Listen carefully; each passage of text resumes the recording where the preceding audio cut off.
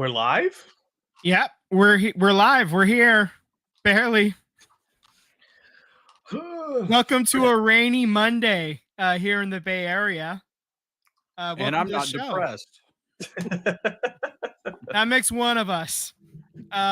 Welcome to the SVT Podcast. I'm Vince. That's Sam. That's Tyler. Hi, fellas. How's it going? Play me that Papa Roach song. The Cut My Life into Pieces. I thought you were going with the Scars. Yeah. Oh man, what a week. The episode this week is Mines and Birds Are Collapsing. Oh look, the Pirates are coming. So well, do you want to go first, Vince? You want me to go first? No, you go first. You had the Thursday night game. You're further away. You had more time to digest. Yeah, that just means so let's start with the on Thursday night, the Giants beat your Eagles 34-17 in New York. The meatheads took over. Go. Yeah, I mean, Cam and Jackson Dart, they did their thing, man. I can't be upset with that. I do think that I don't know how much longer they're going to play with that play style of leading with your head everywhere, especially as you're a quarterback, let alone a running back. I thought it was also interesting that Jackson Dart was in the blue tent, and like Cam Scatterby walks in, and then the head coach walks in. Like, pretty sure you're not supposed to just walk inside that concussion tent, but that's for the NFL to figure that out, not for us. Yeah, I think the Eagles just got absolutely manhandled. There was no physicality. They got out physicaled pretty much from the get-go. Looked like there was flashes of an offense in the first quarter. And again, history repeats itself this season.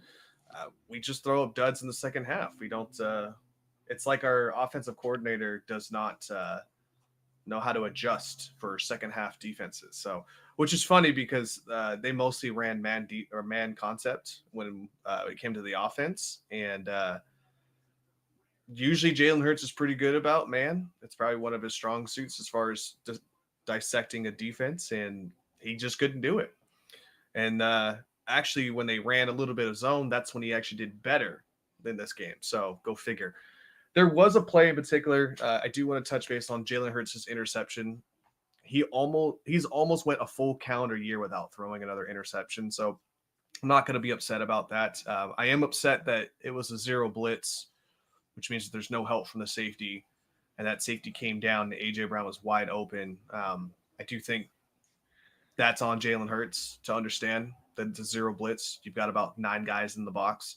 Teams been doing this all season where they'll stack the box and try and trick Jalen to think that's either going to be a whole blitz out or, we're going to fall back. I think Jalen's just having a hard time being able to understand when that zero blitz is coming and where his first read should be, which it should be number 11. It should be A.J. Brown every single time. The fact that it's not A.J. Brown is a little concerning for me. That has to be your number one guy, no matter what. But again, it took us 5-6 weeks last year for the Eagles to figure this out. We had a bye week. They had a kumbaya. Things came together. So there's plenty of time to turn this around. I said that the season, you probably have to get 12 wins to be competitive in the East right now.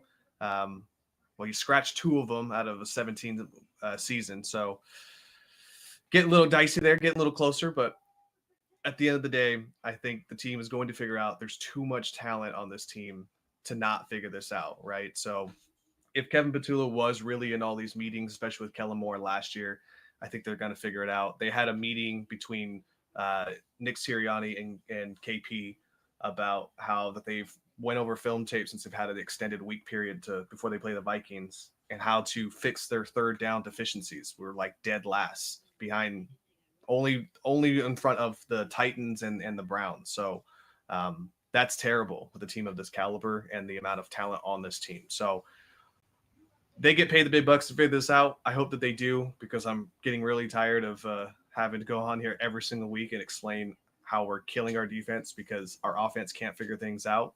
When you're out there for 30 seconds and then you punt it away, it's not helping your defense out. And it's showed its ugly head twice now in 2 weeks. So I think they'll figure it out. They got the Vikings. It would be one hell of a media storm if we lose to Carson Wentz and the Vikings, especially in Philadelphia. So not looking forward to that, if that should be the fruition. But I think the team will get this turned around here, and they have to. And, we're going to probably get some guys back. Quinyon Mitchell was out, got hurt earlier in the game. Should be good to go against the Vikings. Jalen Carter should be back for Sunday as well, too. So we'll see. I'm excited for Sunday, but, man, I would love to see a four-quarter just put everything together instead of a half just being the only time we score runs. So, but, yeah. Your turn, Vince. Whatever, dude. You won the Super Bowl last year. Yeah, go fuck yourself. All right. Okay, so somebody else get in on some winning, okay? Okay. All right. So not me this week. The Niners lose 30-19 at Tampa Bay. So before the game, we get news that safety Malik Mustafa is activated from the injury list. Great news. Unfortunately, halfway through the first quarter, the injury bug decides to claim another 49er, and this is a huge one. It's Fred Warner. It's the captain of the defense. It's the heart of the team. And this one hurts. This one is brutal. He's not just the emotional leader. He's not just the guy, the rah-rah guy. He's literally the brain of the team as well. There was a wide open touchdown. I forget which player on Tampa had the play, but it was it came pretty soon thereafter. It was a blown coverage, and it was a blown coverage because Fred Warner wasn't on the field to call out the coverage. So it's little things like that we're gonna miss him for. And the impact was immediate, and that's stuff that they're gonna have to figure out. Who's gonna step up. That's the old cliche, right? It's next man up, right? This is a huge next man that has to step up. Because the schedule is so pancake easy, like, the Niners probably, even losing him, they might they can probably still sneak into the playoffs here, like, just because of how easy this schedule is. We talked about it a lot. Even so, though, I have almost no faith that they can go to the Super Bowl now at this point. Like, I think that's cooked. They're they're going to be a one and done in the playoffs now at this point, unless a miracle happens. Whoever steps up, unless they Brock Purdy it, that's basically what we're looking at right now. We need miracles at this point. I mean, we were even looking at you even sent over the meme. I was like, somebody get Trey Hendrickson on the phone right now, figure out the contract. And then you sent over the meme that he was injured. So even the guys that the Niners are trying to trade for, they're getting injured. The injury bug is hitting them, so goddamn. All right. Just goddamn it. Like, I even put in our show doc, he's having surgery on his dislocated ankle and will be out for the rest of the season. And then I just put in caps locks, fuck me. All right. I do want to ask you, though, because I'm curious. Yeah. Jawan Jennings yeah. reportedly played with 5 broken ribs and 2 ankle injuries as well. Let's not forget that. And the shoulder is still messed up. How is that allowed by the conditioning coach and the doctor to allow him to play? That was self-proclaimed, though. That was self. Well, for starters, it's self-proclaimed, but also broken ribs. That's actually something that guys can do. It depends on the kind of break. It's the kind of break that you have. If it's like not something that's like, if it's something that's kind of like, I don't know what exactly it is, but there are certain kind of breaks where it's like, it's not going to get any worse. If you can manage the pain, you can wear a little, they got like extra protection that you can wear under your pads, and the Steve Young flak jacket. Exactly. The flak jacket. That's the word I was, trying to reach for. My question though is, even if you could play with it, why even risk it? You guys are so injury prone. Because his contract is based on incentives. Yeah, He's it's trying money, to get dollars. money. He's So already he's missed the one a that couple of games. reported it, not the team doctor, right? Is that correct? Yeah, Okay. yeah. So it was self-reported. He also said he had a couple of ankle injuries, a high and a low ankle sprain, and he's got shoulder stuff he's still dealing with. So he's out there. He's trying to game, like he's trying to, go out there and perform. He only had one catch for 7 yards. So he couldn't put anything together really for this week. Hopefully he feels a little bit better next week. Brock Purdy should be back next week is what it sounds like. It also sounds like George Kittle will be back next week too. So you're losing for my fantasy team. You're losing super important pieces on one end. You're starting to get other pieces back. The Fred Warner thing, though, it really fucking hurts, guys. This one was brutal. So, obviously, at some point, what do? You hope for a Brock Purdy type emergence. So I'm looking at the rest of the schedule. Next week, you're hosting the Falcons on Sunday Night Football. The Falcons are, a middle of the pack team. They're playing right now. They're 2-2. They're actually up on the Bills right now. So, so they're not an easy out by any means. Then they go at the Texans, at the Giants. Those teams are not great, but they're not easy. Then you host the Rams. The Cardinals are a joke. So you should beat them. The Panthers are a joke that just beat Dallas. So whatever. So a joke beating a joke, whatever. At the Browns, Titans, the Colts are actually good now. So we had the Colts as an easy win earlier in the season. That's not an easy win anymore. I think we can definitively say that one is hard. Found a quarterback that he can coach up. Yeah, Danny Quarters for a few years have had a really good roster. They just couldn't figure it out with the quarterback.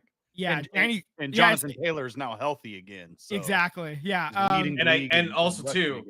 Yeah, I hate to say it, but the owner's out of his own way. You know what I mean? So yeah, self-imposed. Let me pour one out. Yeah. Don't. He'll drink it. I'm sorry. Okay. We're done. Okay. And then you got the Bears and the Seahawks. So the Niners are 4-2 right now. If you get they could go. You're looking at 11 games. If they go 6-5 the rest of the way out, that's 10-7. 10-7. That's right on the edge of playoffs. That's probably a playoff team, a wild card. Maybe it's if depending on what happens inside your division, if everybody's beating each other up, the Niners are already 3-0 inside the division, by the way. So that's a huge advantage as well, like on tiebreakers and stuff. So, I don't know, like the disgusting part is even with this huge loss, they're still like in great position. It's not completely over. But as far as the Super Bowl, I think it's over unless a miracle happens, unless you find a replacement out of nowhere. Vince, but it's done. Did Fred Warner get hurt last year? He was playing with a broken foot for 13 games. Okay. But I actually pulled the stats on this. So Fred Warner has only missed one game in his entire career so far.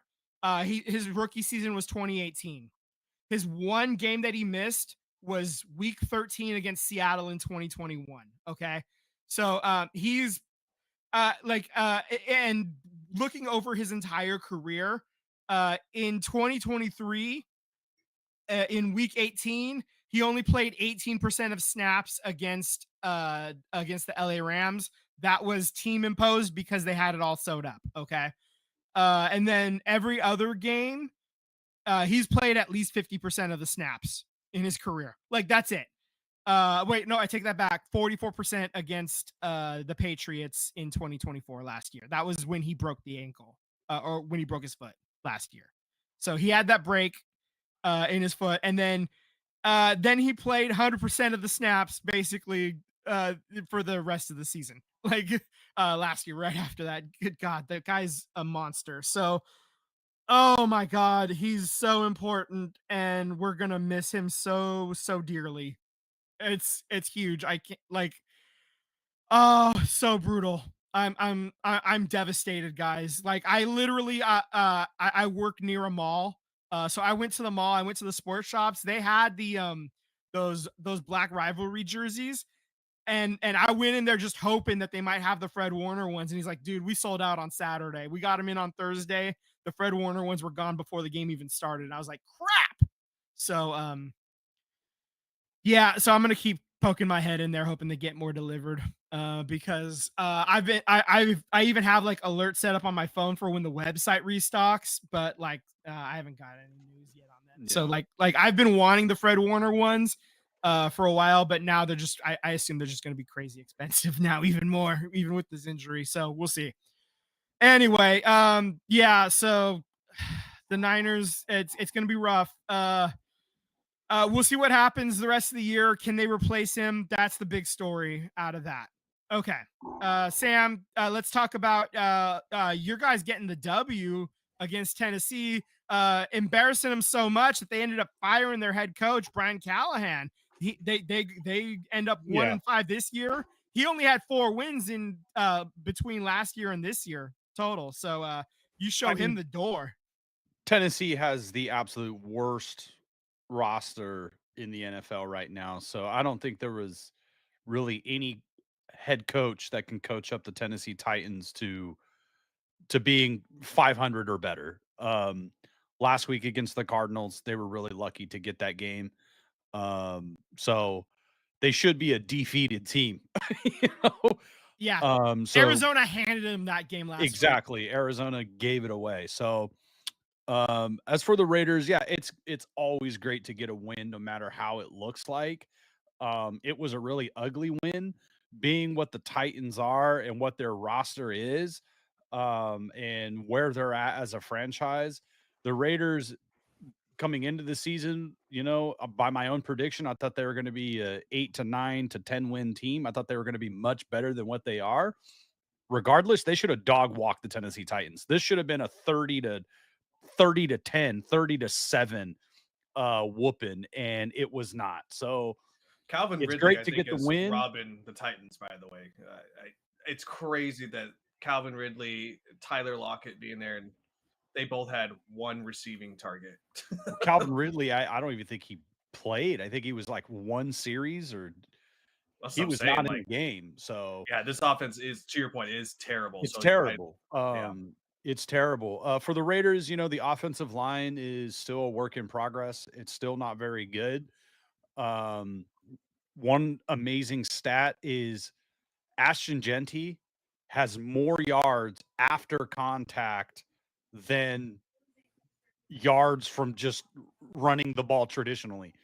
So like that's how like he's getting hit in the backfield and he's still he's still getting plus yardage. So it's like the most impressive 3.5 yards per carry. It's the most impressive 3.5 yard per carry average in the NFL. I was watching a bit of that game with you. Well, not necessarily with you, but I mean at the same time. And I definitely was seeing that O-line could not. It's terrible. I mean, Genty couldn't even get to line of scrimmage on plays. Right. It's so terrible. in your opinion, is it coaching? Is it player personnel? Is it a combination? What do you think is the biggest deficiency? I think they're the number one thing. They got to get out of shotgun. The shotgun, the pistol formation.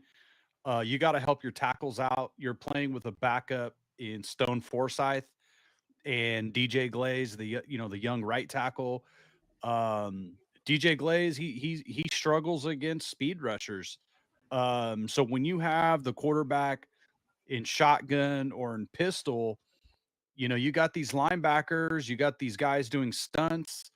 The defensive ends are going to come out wide. So it's the angle that they're able to collapse the pocket on the quarterback. And DJ Glaze can't get out there fast enough. So he's off balance. So you're not really helping your offensive line and you're not helping your quarterback when you have them in shotgun. And you guys heard me bitching about this on the text thread where when they're under center, when Geno is under center and they run the ball or they do a play action pass, they move the ball. They look like a decent offense, but then they go back to shotgun and pistol, and it takes too long for the wide receivers to get to their spots, for these timing routes to work. It takes too long. And the offensive line is not going to be able to hold their position, hold up that pocket for long enough for those wide receivers and tight ends and so on to hit their spots. So I think part of it is coaching, where Chip Kelly is not helping his quarterback and his O line. He's putting them in a position to fail. And Geno threw another pick. I mean, and that's on him. He should have just threw the ball away. You're in field goal range. Now you add another field goal. But instead he rolls right. There's nothing there. Throw it away. You're already out of the hash marks. Throw it away. Instead, you look left and you throw it across your body, you throw it across the field, and you threw it right to the defender. So it was that was on him. That's not bad luck, as he said in the press conference. That's on you, man. Like, there are some picks that he's thrown where the ball gets tipped and the defender gets it. Those are really unfortunate. Those, okay, we can say those are bad luck. It's just the tip of the ball, but there's still 6, 7, 8 interceptions that you just read the play wrong and threw it to the wrong jersey. Like, those are on you. Like, the other thing is, like, you gotta maintain the run. They didn't maintain the run. They get the fumble on like the 2-yard line, and they do this trickeration where they're trying to throw it to the right guard, Alex Kappa. Like, shout out Alex Kappa. That was a very athletic attempt on trying to get a diving catch. Shout out to him, but that was a terrible call. There's a reason why you spent your draft getting Ashton Genty. Run the ball 4 times. Just power run 4 times. Like, if I was Pete Carroll, that would have been my message to the team, and Chip Kelly would have been, I don't pick our best run play, and we're going to power that ball down these mofos' throats. Shove it down their throat. Run it, run it, run it 4 times in a row if we have to, because how pumped would have been the Raider Nation, the fans, how pumped would the offensive line, and how pumped your running back, like how pumped the team would have been that your pride and joy and Ashton Genty on offense would have pounded that rock in. That's what you're trying to do. It gave me flashbacks to Pete Carroll in Seattle, where you have beast mode and you're doing this trickeration that didn't need to be done. There's a reason why other teams don't do this. So I'm glad we got the win, guys. The defense played with their heads on fire. It was great. But it's sustained drives. And you could see in the second half, the Raiders weren't maintaining drives, weren't moving the ball. And so they gave Tennessee opportunities to get back into the game. And you see the defense was starting to get a little gassed. You started to see chunk plays happen for Tennessee. And those plays never should have happened, because you should have had more time on offense. So that's what I want to see going forward, is the ability to, pick your 5 run plays and say, we're going to run these 5 plays because we're so good at these 5 running plays that no one can stop it. They don't have any textbook plays like the Eagles with the tush push. Like, you can't stop it. You got to have some textbook plays in your arsenal that you say, you know what, we're doing this. We're going to let the defense know what we're doing, and they can't stop it. And we haven't developed that identity as an offense, and you have to develop the run game identity. I think that would take a lot of pressure off Geno Smith. You got to put him under center and run a traditional offense. This shotgun pistol thing is not working. You got Kansas City up next week. For some strange ass reason, the Raiders always play really well in Kansas City. So I don't expect them to win. I expect them to just be competitive.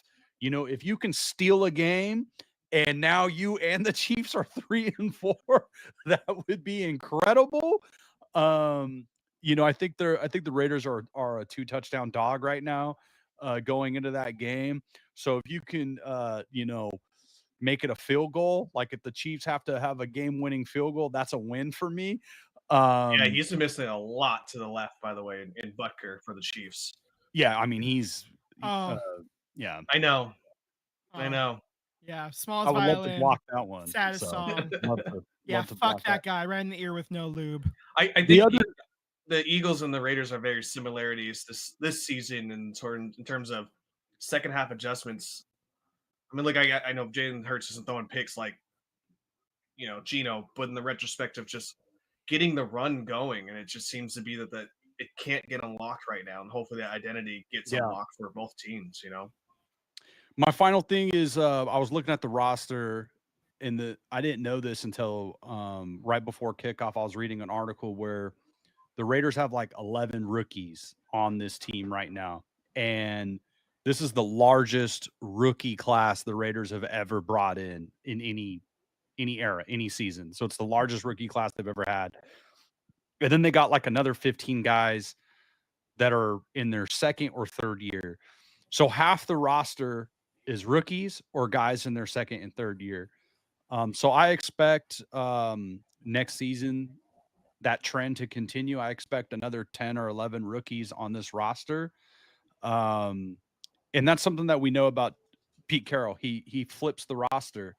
And this is something that we went from John Gruden, Reggie McKenzie, and then John Gruden, Mike Mayock.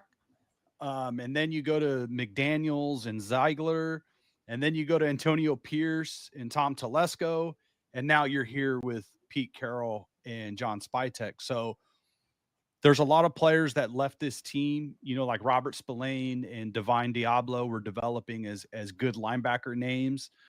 And they're doing well on their teams in Atlanta and New England, but they didn't fit the definition of a Raider with Pete Carroll and John Spytek. And that's been a problem for this franchise is every time you change the GM and the coach, you're changing the definition of what type of players you want.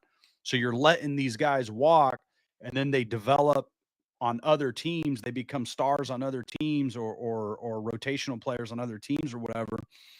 And as a Raider fan for 20 years, we're like, how come these guys keep leaving and they do good over there? And it's because of the continuity.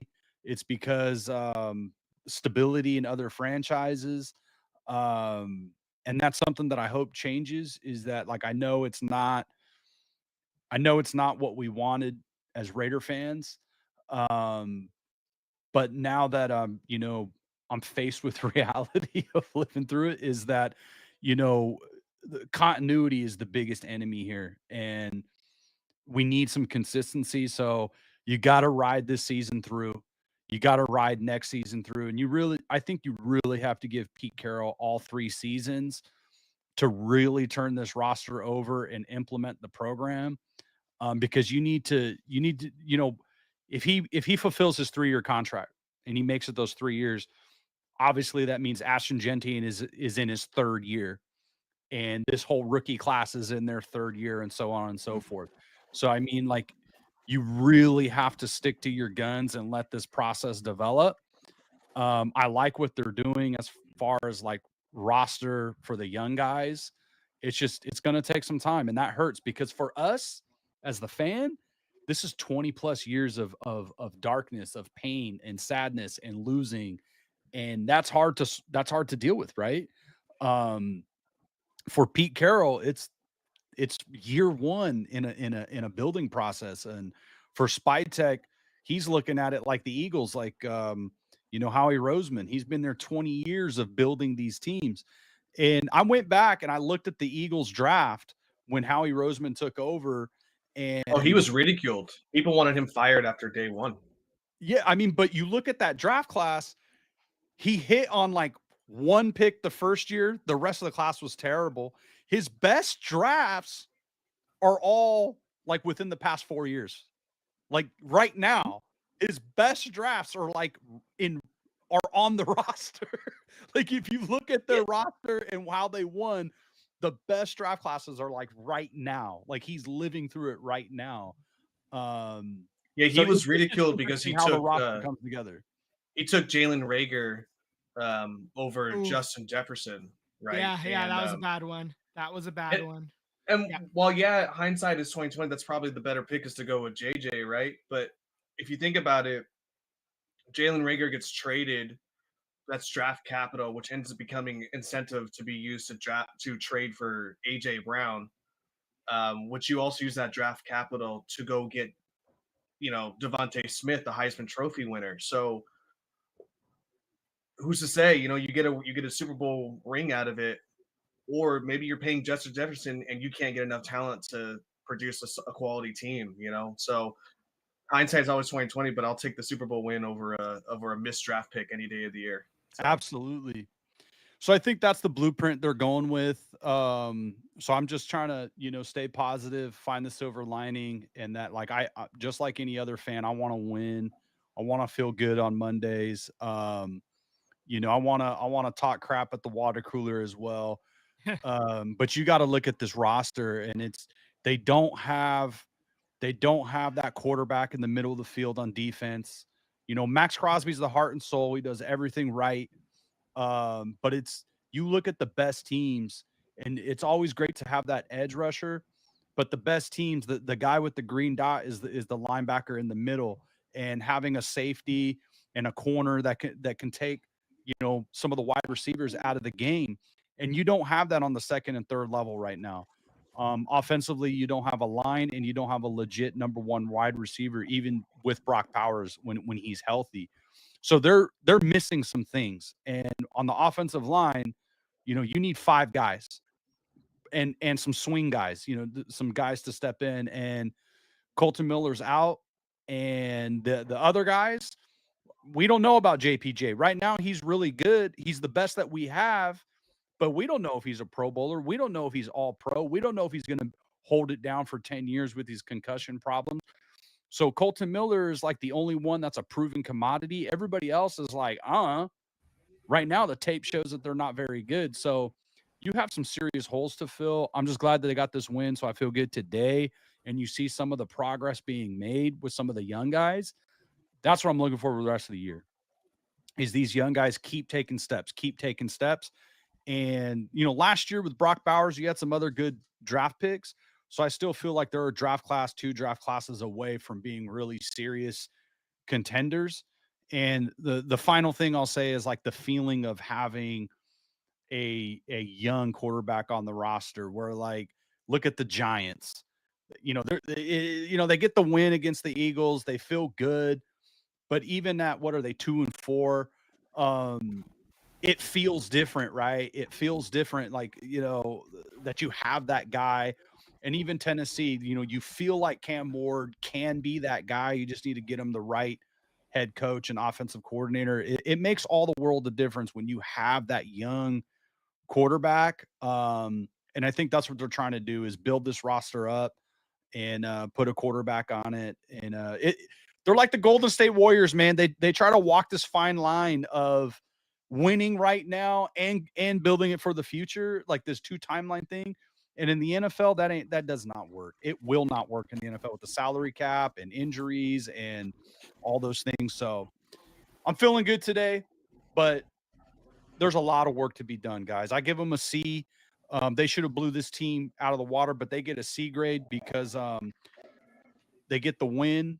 But they made a lot of mistakes. It was not a pretty win by any measure. Right. Speaking Okay. of, Warriors, my wife just got her first jersey yesterday. Shout out nice. TJ Maxx. They had a Curry jersey on sale for $50. Nice. So Right on. got her first one. Okay. We can circle back to that in just a second. One note that I did want to talk about from the NFL at large, Joe Flacco was traded from the Browns along with Detroit's 6th round pick to the Bengals for a 5th round pick. Now, that being said, I want to play a game. There we go. So this game that I want to play is the Browns are currently paying 8 quarterbacks. The game is Name those quarterbacks. Deshaun Watson. Yes, Deshaun Watson. Are we is talking one. about current roster, right? As well, too. Dead money and current roster. Just 8 quarterbacks they are currently paying, whether it's dead money or on the roster. So Deshaun we're counting Watson. Joe Flacco as well. Joe Flacco is another one, yes, because he's dead money. And then you got Shedeur Sanders. Shedeur Sanders is 3. And then you got who's the kid that they rolled out there last week who's dog crap? Their starting quarterback. Dylan Gabriel. Thank you, Dylan Gabriel. Yep, that's 4. Gosh. 2 more left, right? No, you got 4 more left. You've only named 4. Shoot. Yeah. Repeat the question one more time. The Browns are currently paying 8 quarterbacks. Name them. I already named Joe and then the 3 on the roster. Joe Flacco, Deshaun Watson, Dylan Gabriel, and Shedeur Sanders. Those are the 4 you've got so far. Who are the other 4? Zappy. Bailey Zappi. Good pull. That's Zappy. 5. Is the other one the Raiders backup quarterback? Former Super Bowl appearance for the Eagles quarterback? Kenny Pickett. Kenny Pickett. Yes. Good pull. That's 6. We're missing 2. Gosh. Oh, it's right. It's another quarterback that I think he got traded. Yep. Oh my God. My boy, Baker. Nope. No. Baker's clear. Winston signed as a free agent. Jameis Winston is 7. Yeah. Jameis Winston is 7. All right, so you're missing 1. He actually started games for them last season. I'll give you that hint. God, I don't even remember who started as quarterbacks for them. I mean, there was like 4 guys that started games for him last season, so that's not much of a hint. Back up with the Jets now? Didn't he? I don't know. I don't know where he's at, to be honest with you. Oh, I don't know. Gosh. All right. I don't know. What's the last one? All right, so the last one is Dorian Thompson-Robinson. Yeah. So he got traded. DTR. They flipped. That was the quarterback that flipped with the Eagles, right? No, the one that got flipped with the Eagles. You're talking about that's Kenny Pickett. Kenny Pickett. They traded Kenny Pickett to the Browns. Oh, that's right. DTR didn't make it past practice squad. Right. Yeah. He was there for mini camps, and then we let him go after I think preseason game 1 or 2. Yeah. That's right. You're right. Wow. He threw hella picks. To the practice squad. I forgot about that. That's crazy. Yeah. Wow. So right now, like I said, there are currently 8 quarterbacks on the Browns payroll right now. So that's kind of fun. Just fun facts. And like 14 head coaches. Yeah. So he's in a span of 7 years. He's on the practice squad for the Eagles right now. That's where he's at right now. He's like on your DTR. Practice squad. DTR is on your practice squad. So that's kind of where he's at right now. We'll see if he makes it onto some other squad somewhere. I don't know. I think we saw what we needed to see out of him last year, but who knows? You never know. Injuries happen. Somebody needs a quarterback somewhere, and they say, "Oh, that guy started some games once upon a time. Let's give him another try." So I think the Baker Mayfields and the Sam Darnolds are a dime a dozen. I don't think they grow on trees, unfortunately. Yeah. Okay, so there's your game. Let's switch to another game, one that's played on the hard court. Basketball. Oh, look at that transition. God damn, dude, I'm good. I know you don't have the score for the Warriors. They lost last night to the Lakers in a preseason game, which is fine. Doesn't really matter. It's preseason. Yeah, that's why I didn't even bother. Yeah. But here's the thing that bothered me the most about this, okay? We'll go, not even the Laker game. We'll go to the game previously that they ended up pulling the win out of their gigantic pants of an ass, right? So Kuminga was a minus 17, I believe, in that game, if I'm not mistaken, on your plus minus. Last night, he was a minus 20. So, and he was playing against the scrub of the scrubs for the Lakers. So I guess my point is that you get paid all this money to be the go-to guy, and you have 4 turnovers back to back. You have 1 great highlight dunk, and you're a minus 20 on a court with a bunch of scrubs. I don't know. The narrative is not proving to be positive with Kuminga, and I believe, and I'm sure that you guys have your own opinions about it as well, but it'd probably be the same, that he's going to get traded by the deadline. So as soon as he's able to be traded in January. It's just crazy, man. Like, how do you have a -20 against the scrubs for the Lakers? LeBron and Luka weren't even playing. LeBron's not going to be playing for like True. 4 weeks or something like that too, whatever it is. He's insane. He's got that old man injury, the sciatica or whatever. Like, yeah. Yeah. But anyways, I just wanted to point that out. So yeah, he had 5 Kuminga had 5 turnovers, it looks like. I'm just pulling up the stat. And he was a -20, right? Yeah, 13 points. I don't even see the plus minus in this stat line that I happened to pull up because I mean, I didn't watch. Oh, there it is. There it is. No, he was -10. Yeah, -10. That's crazy. Still, you should be a minus anything when you're playing against the preseason scrubs. You were in your fourth year. Yeah, Pat Spencer was a -17. Will Richard was a -13. Yeah, crazy.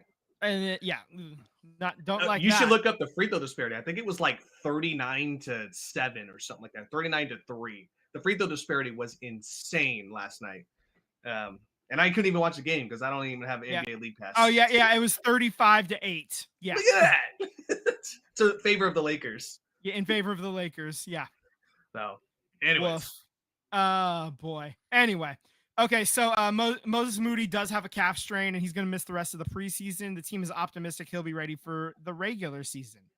Eric Spoelstra is going to be taking the reins as head coach of Team USA after a successful run from Steve Kerr. So good, good for him. That's good. Steve Kerr endorses the pick. That's all fine and dandy. We like that.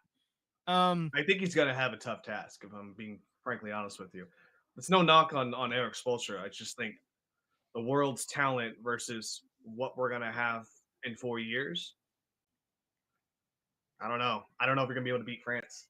You're telling me that Wemby with 4 years of NBA experience, healthy, dude. Assuming he's healthy. Yeah, like if he's able to develop that, the man body or whatever. Dude, he grew. He got taller. Assuming those muscles can stay attached to his bones, there was a funny picture from or a funny video from the game the other night. He met Muggsy Bogues. And they dapped up, which was hilarious to see. Muggsy could fit in his pocket. Okay, so let's wrap up the WNBA season because that came to a close since our last discussion. The finals came to a close on Friday. Vegas gets the sweep. They win 97-86. Asia Wilson is your MVP of the finals. No surprise there. It's the 3rd championship in 4 years. The dynasty is on officially. So there you go. Very well deserving. They, there was, no doubt whatsoever. They also announced the WNBA all defensive 1st and 2nd teams. Golden State Valkyries Veronica Burton made the 2nd team, so that was good to see as well. So get some local representation there. We love to see that. Let's see what else we had. Just some notes on the Vegas run. They were 14-14 in mid-August after losing by 53 points to Minnesota Lynx, and then they didn't lose again in the regular season. They went on to win 16 straight on their way to the number 2 seed. And then they ended up making it a little interesting in the first round. They went to those are best of 3 series in the first round. They pushed it to 3. They go best of 5 in the second round. That went to 5 against Indiana, and then they get the sweep against Phoenix. Oddly enough, one other note in the WNBA: Kate Scott is going to anchor the WNBA coverage on USA Network next season as their lead broadcaster. So Bay Area people remember her. She's going to be back on our TVs. She's still going to continue her responsibilities as 76ers lead play-by-play as well. but she's going to get that national work too. So good for Kate and good for us who missed hearing Kate Scott. So yeah. I know we don't take his take seriously, but Patrick Beverly tweeted out. He said, "I don't know if it's the wine, but I really believe this Aces team could beat an NBA team." And I believe that. I think You know there's what? some Actually, bad ones that they could. They probably could. Like, there's a Yeah. couple of NBA teams that are ass. And yeah. I think that, yeah, absolutely they could. Asia Wilson could absolutely dog walk a couple of centers for sure. I believe that wholeheartedly. She gets to practice with Bam also. So Is that uh, never mind, we'll leave that alone. yeah. I was just gonna Bam, let right it in the be. kisser. Bam. Double meanings. She's there, got I a guess. loving, supporting boyfriend, and yeah, that's all. Anyway, moving on.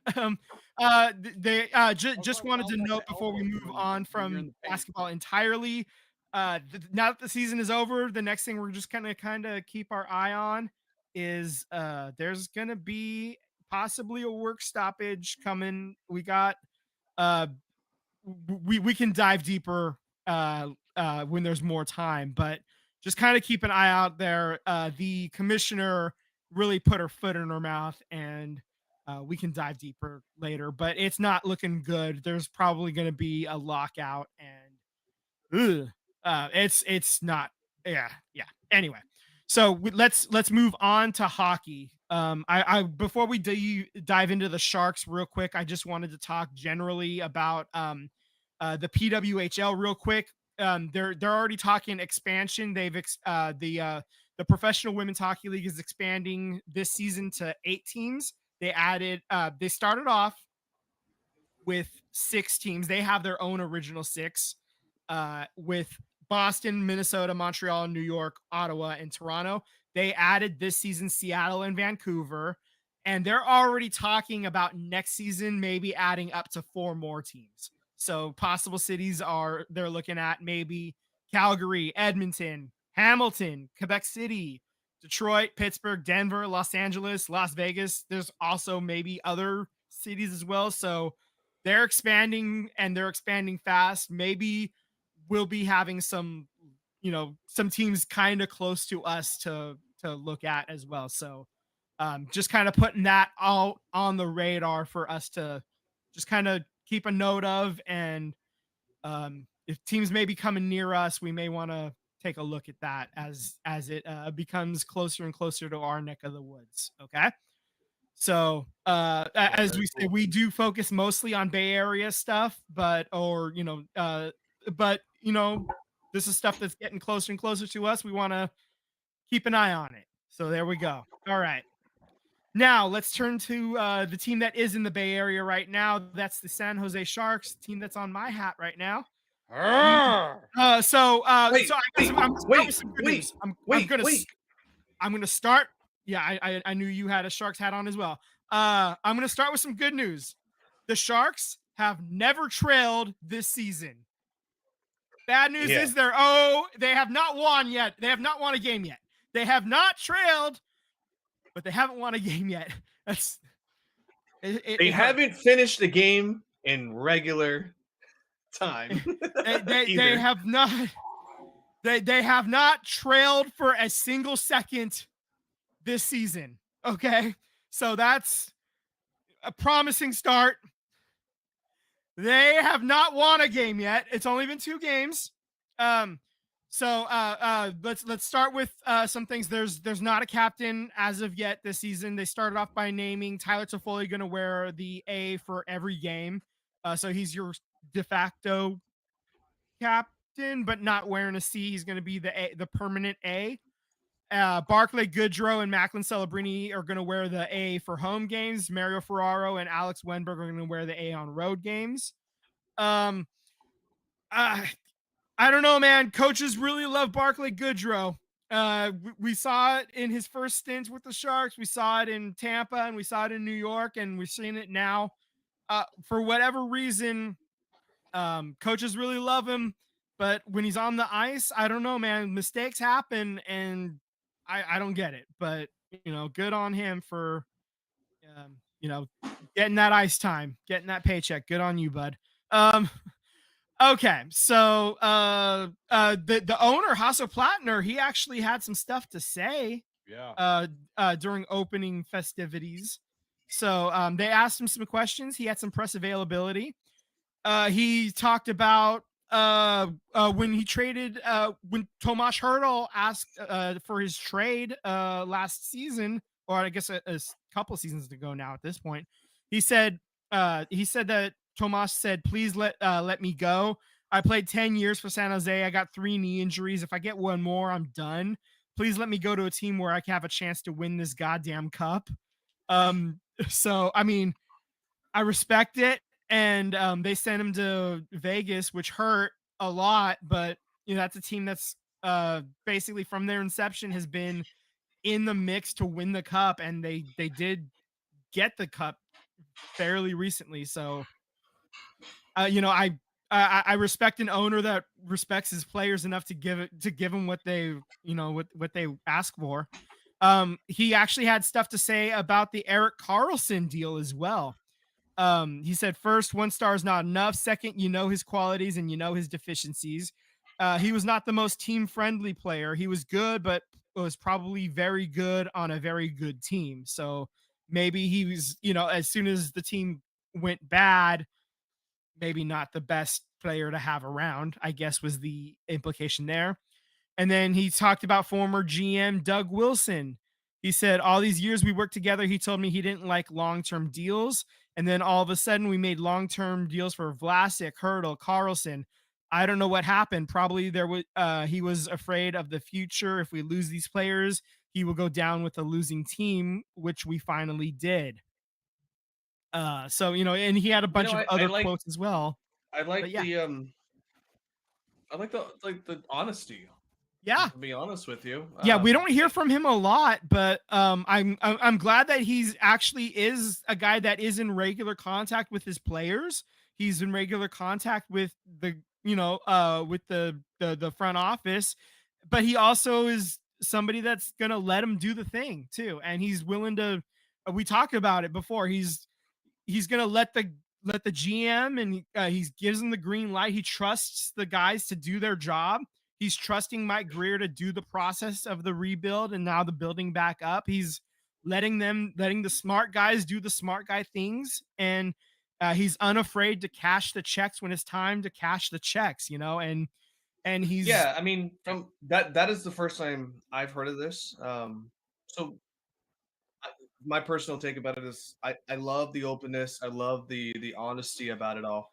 And I think what I like about it most is that he didn't throw anyone under the bus. He could have easily have thrown, our former GM under the bus. He could have easily have thrown Karlsson under the bus, and I don't think he did. I think he said things that made sense, right? Like Karlsson was probably disgruntled because he signed this big contract and the team had players that could go the distance, and then all of a sudden it didn't, and he was on a team that couldn't go the distance. I would be disgruntled too, So I liked everything about that. I mean, I know that he sold part of the ownership so he can get liquidated assets to be able to build this team more in the off season. So he's all about this team and wanting to produce a winner. And I think his words are good merit. There's a lot of owners out there that would throw their players under the bus or throw their former GMs under the bus. So I'm on board. This just makes me like this team even more than I did before. Yeah. He also even talked about Macklin Celebrini. I have a quote on that. When Celebrini was named one of the 5 alternate captains, and they're charting a path for him to eventually don the C, he said, I'm so happy about Celebrini, how he can do everything, but he does everything possible for the other players, for his partners on the ice too. So he's kind of locked into, he's paying attention to the games as well. So that's good to see too. Let's get Celebrini and Steph Curry to just hang out for like an off season. You know what I'm saying? Break the internet. You know what I'm saying? Like let's just get Celebrini to buy into the we're gonna do everything we can to win on the court, but what are you doing off the court to help your team win? You know what I mean? So let's get him to hang out with Steph. Yeah. So I mean, Shang Peng asked him why he hasn't talked much to the media, and he actually had a kind of a mic drop response. He said, because there wasn't much to say, wasn't much to talk about, was the exact quote. That's the only reason. Scoreboard. Yeah, he's right. So yeah, that was kind of the there was a whole lot of media availability there. So that was pretty fun.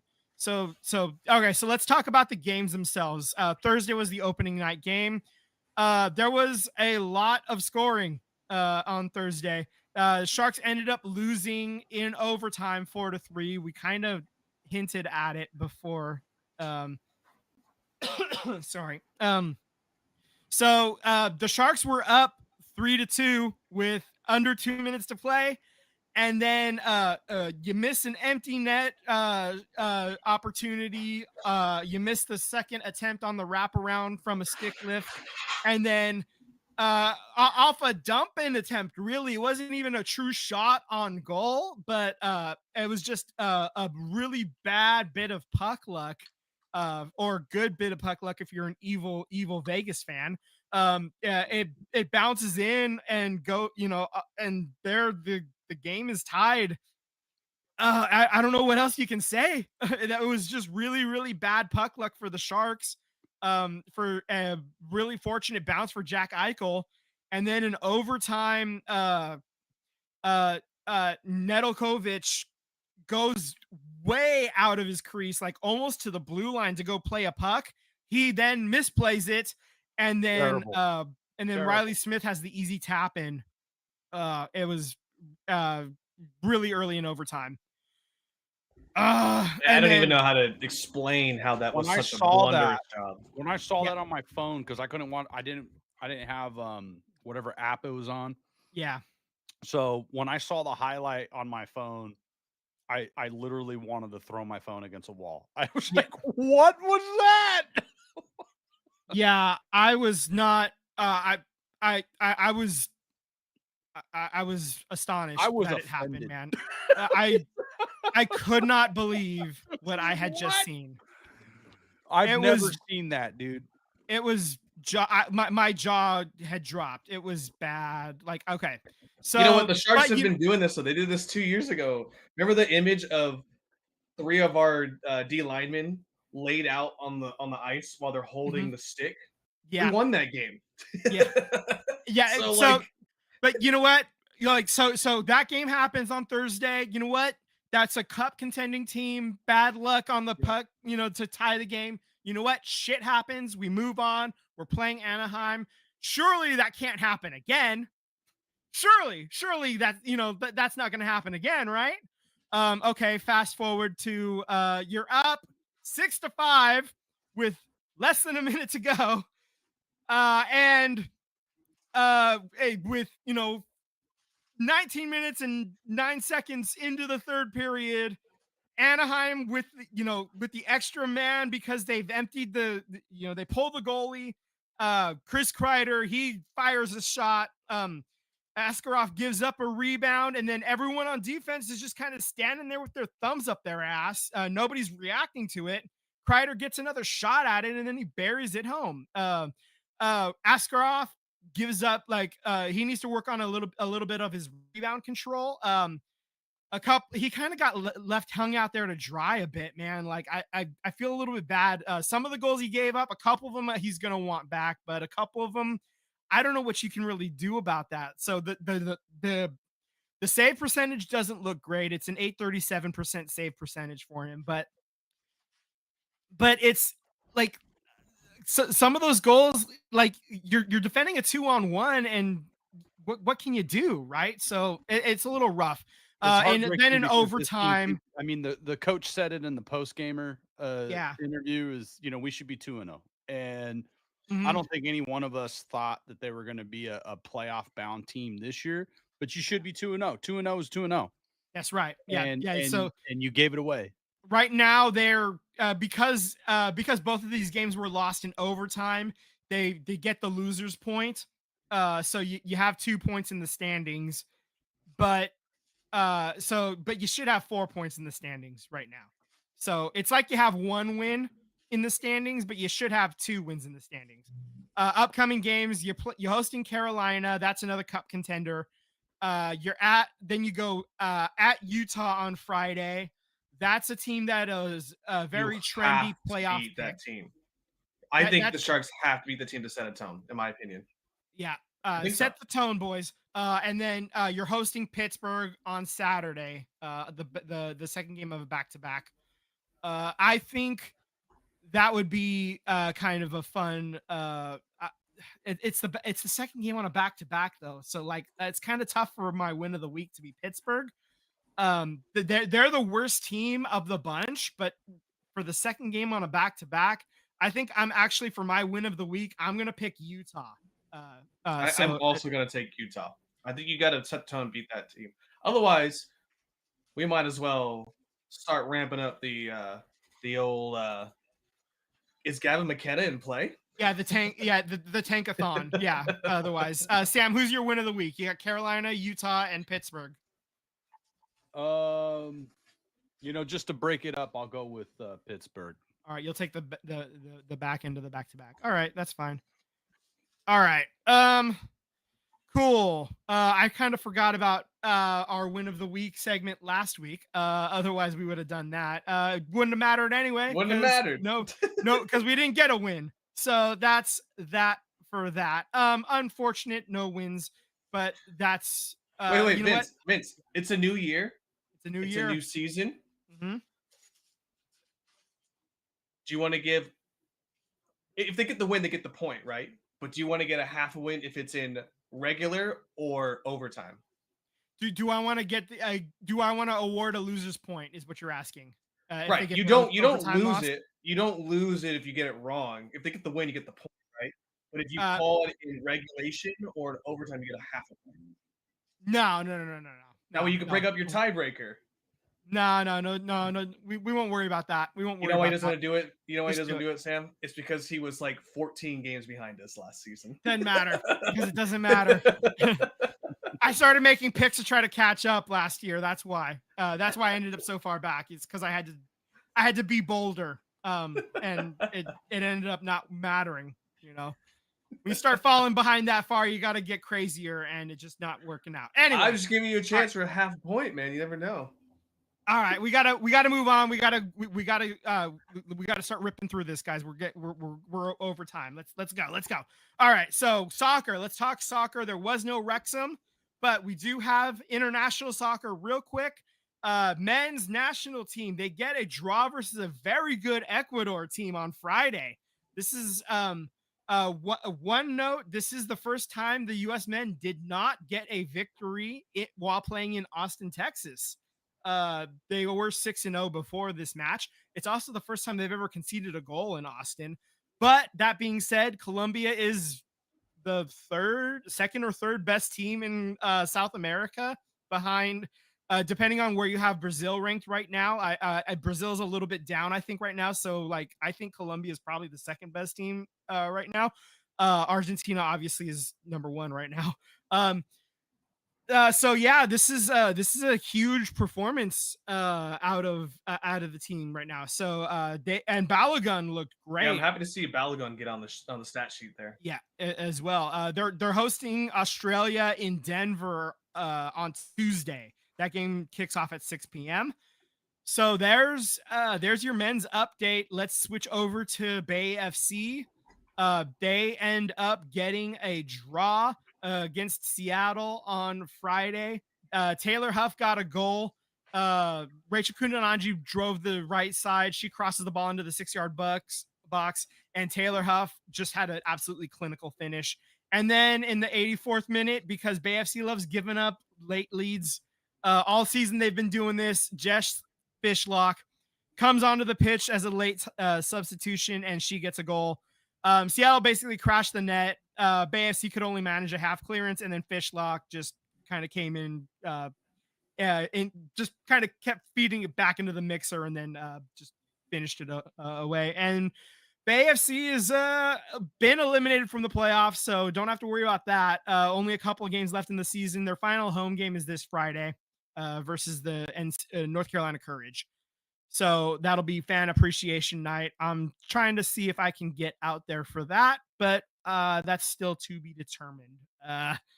And then we do have a couple of notes on baseball. So Banana Ball is returning to Sacramento in 2026. This will be happening before Major League Baseball takes over that park again this year. We didn't really want to talk about that. But March 20th and 21st, the Party Animals are playing the Texas Tailgaters. So it's not the Savannah Bananas specifically. It's two of the other teams that are playing there. So you got if you want to join in the lottery, there's a chance you might actually get in because the Savannah Bananas are the biggest draw. But the Party Animals are they're the team that wears pink and they're fun. They're the team that they were the second team created that the Bananas used to. They were the Washington Generals to the Harlem Globetrotters initially. So, but now that it's like a proper league with like 6 teams now in it. So it's kind of fun now. It's really expanding and it's taking off. They're doing like a full tour and it's pretty exciting. So Sacramento gets to get Banana Ball again, so that's fun. And I put my name in for Sacramento. To let you know, it's going to be the Savannah Bananas, the Party Animals, the Firefighters, which has been Firefighters being the newest one out of there. No, the Firefighters came into existence a couple years ago. I'm sorry, and the Texas Party Animals were the and the Texas Tailgaters were created last season. So the two new teams this year are local Beach Coconuts and then the Indianapolis Clowns. That's right. And the Indianapolis Clowns are a restart of the old Negro League. Really hit those pronunciations. Thank you, Glenn Kuiper. The old team from way back in the 40s. And Ryan Howard is like the manager of that, the old Phillies first baseman. So they're really trying to pay an homage to that and bring that excitement from that time. And the Loco Beach Coconuts, Shane Victorino is really working with them. So you get a couple of old Phillies teammates really working with the Bananas on that. So that's fun. And they're doing sort of a Hawaiian type theme with that. So really, kind of having some fun with it and bringing some culture into it. And yeah, it's pretty exciting time for the Savannah Bananas and for Banana Ball in general. One thing about the Mariners and Tigers that it took 15 innings to decide Game 5 of the ALDS. The big news came post game though. Specifically was the Tigers radio play-by-play broadcaster Dan Dickerson. He wasn't very interested in doing the post-game recap though. The Tigers lost the game in heartbreaking fashion, and his exact words that he said on the air were, and I quote, "Fuck this game recap." And I think everybody in Detroit were they were kind of feeling that exact same phrase.